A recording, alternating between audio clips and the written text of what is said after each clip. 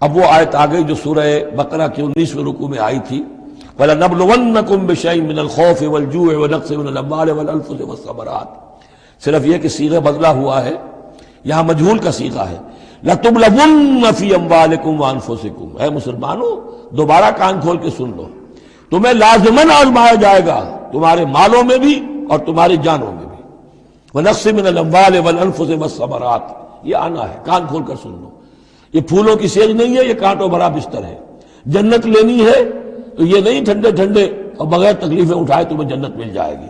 ام حسبتم ان تدخلوا الجنہ ولا تسمعن من الذين اوتوا الكتاب من قبلكم ومن الذين اشركوا اذى كثيرا، اور تمہیں لازماً سننی پڑے گی ان لوگوں سے بھی کہ جنہیں تم سے پہلے کتاب دی گئی تھی، اور ان مشرکین سے بھی اذًا کثیرا، بڑی تکلیف دہ باتیں سننی پڑیں گی۔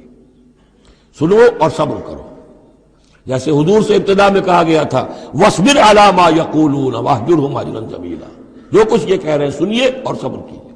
اور ہمیں خوب معلوم ہے، کسی نے آ کر کہہ دیا مجنون ہے، کسی نے کہہ دیا شاعر ہے، کسی نے کہا ساحر ہے، کسی نے کہا مسحور ہے۔ وَلَقَدْ نَعْلَمُ أَنَّكَ يَضِيقُ صَدْرُكَ بِمَا يَقُولُونَ، اے نبی ہمیں خوب معلوم ہے کہ جو کچھ یہ کہہ رہے ہیں، جو کچھ آپ کو سننا پڑ رہا ہے ان کی زبانوں سے، اس سے آپ کا سینہ بھیجتا ہے، آپ کو تکلیف پہنچتی ہے، لیکن صبر کیجیے۔